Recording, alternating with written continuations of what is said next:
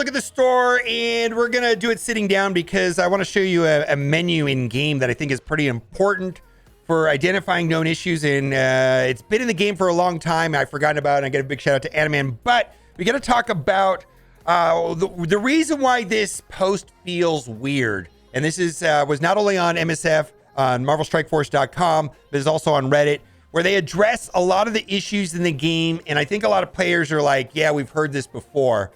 There have been a number of concerns regarding the stability of the game since version 5.10.0. While there have been 2 hotfix versions since then addressing some of the issues, the dev team wants to update you on a number of things they are currently working on to further improve game stability. First, we need to fix a problem that a number of players have been having with the inability to connect to the game via mobile data and currently only play on Wi-Fi. And initially, they blamed T-Mobile, but now they removed that from the conversation. Our engineers have identified the problem, and this is currently scheduled to correct the next major release, which is going to be 6.0 in a couple of weeks. I believe it's going to be 2 weeks from now. Second, many players with devices that have 2 GB of memory or lower have generally seen increased problems. The dev team is currently revisiting how the game handles a number of assets to lessen the strain on device memory, and this will lead to fewer issues on the aforementioned device. Again, we're targeting rollout of these version 6.0. Thirdly, there's several issues that have been reported regarding soft locks when the game becomes unresponsive during combat but doesn't display the anomaly detected message. There are 3 issues that have been reported by players to cause soft locks that the team is investigating. Characters are appearing in a T-pose, and this is with costumes. Captain America Sam counterattacks. Icarus calls Cersei to attack, vice versa. I've seen these crashes before, specifically with Captain America, and all 3 of them I've seen. These issues have been more difficult for us to reliably reproduce, but we are continuing to investigate them to get a proper diagnosis. Next, a question, and this, I want to read this, but this kind of still sits weird for me. Next, a question that comes up frequently regarding any type of bug in the game is why do bugs get fixed so quickly and others take so much longer? Short answer to this is that first depends on whether the bug is occurring on the game server or the game client. So what they mean is it happening back on the servers at Marvel Strike Force, or is it happening in the code inside of your phone, which is the client side? If a bug is discovered on the server, we know how to fix it. Typically, it can be done rather quickly. If the bug is discovered on the client, the phone, then there needs to be a new version of the client released, a hotfix, which takes significantly longer. Additionally, in order for a bug to get fixed, we usually need able to reproduce it internally so the engineers know exactly where to look for it, look to correct it. Sometimes, even when a player provides video footage, screenshots, and exact steps on how they countered a bug, we're unable to reproduce it on our devices. So we need more time investigating. To reiterate, if a bug is on a server and we can reproduce it quickly, but on the other hand, on the spectrum, if the bug is on the client, we cannot reproduce it. The time to fix it goes up considerably. In general, we want to fix the issue as quickly as possible. Finally, the team is investing in additional resources to ensure game stability long term. We have created several new positions in the studio. We are actively hiring for that and will be dedicated to the development of the systems and tools intended for our engineers to be more efficient and improve game performance. Game stability is of the highest priority. We'll continue to keep you updated, and we greatly appreciate your patience in the interim. And so here's the problem. The problem is this, that they have a crisis of confidence where we don't believe what they're saying anymore. And a lot of people are just, outright calling them liars. This is just all lip service. We're our harshest critics. So, you've had 2 years, you've had 3 years to fix this stuff. We've heard this before. And I don't disagree. That is the problem, is that we don't believe anything they say anymore. They have a crisis of confidence. So the reason why I was okay with this post, and I like this post, is like, yes, talk is talk, but we need to see this stuff actually get fixed. Right here is the first step, but this is meaningless if it doesn't get fixed. And so if, this is maybe they can rebuild some trust and rebuild some confidence if they actually follow through with this. Now, one of the things that was brought up to me by Animan is like, thanks for that. I know the players have open support tickets and crash to solve. Please, dedicated post. Specific information is actually needed to increase the chance of reproducing it. Interesting. This is actually in game, and there is a running list of bugs always happening in game. And my understanding is that this has been there for a long time. And Animan brought this out. You hit the home, You hit the wheel, you scroll down to support, and then it takes you to a menu, and it actually says known issues. Check this out. You click on known issues, and it actually looks like this was just updated. I looked at this a minute ago, and it was updated on the 5th. So this was updated literally within the last 2 hours that I looked at it. All of this stuff is always here. There's always a running total of known issues in the game. And then also, well, they got rid of all of it. Oh no, this is trash. They actually had, no, they got rid of it. They actually had a whole list of how to contact them. Oh my God. They changed it. They changed it.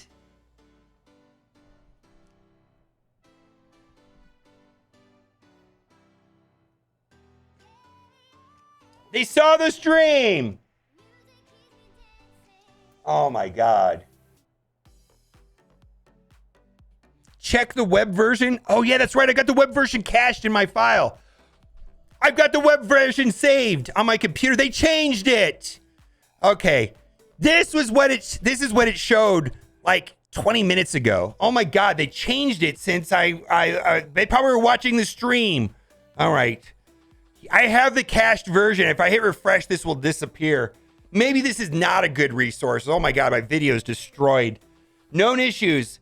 They have all these issues listed, right? Same issues in the blog post. But then they also, this list will be updated regularly, but issues added and removed and discovered resolved. To report an issue or bug that you do not see listed above, please submit an in-app support ticket and let our team know.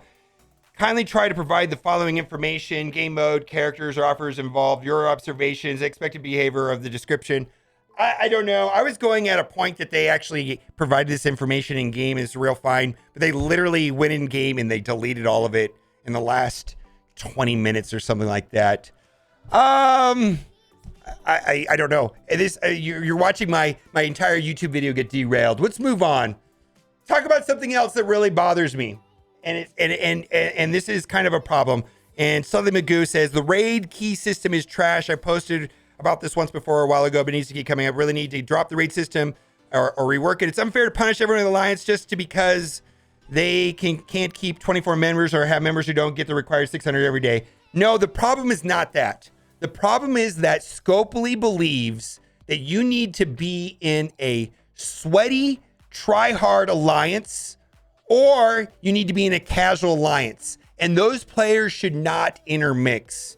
And this person, I'm guessing, is in the try-hard, sweaty category that I am in.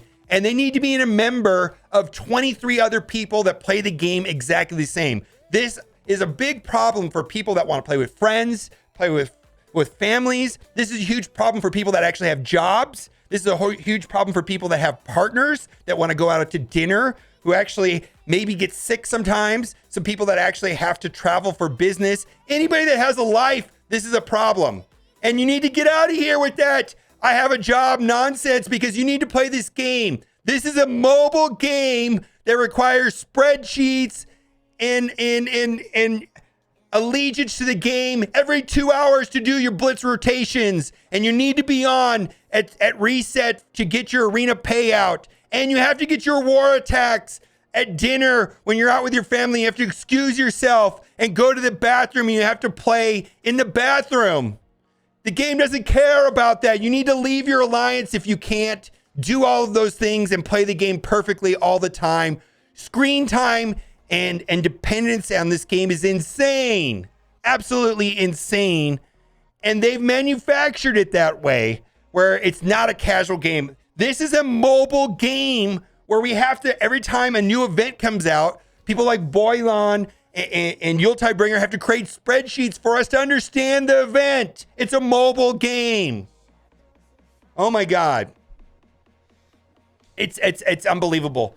And at the end of the day, sweaty tryhard players like myself had to play with other sweaty tryhard players. And probably the best solution for Sully Magoo is to leave his alliance and go find an alliance where he's with 23 other people that play the game the same way he does, and they're just as grindy as he is. Otherwise, there's going to be conflicts between the people that play this game casually, because it's a mobile game, right?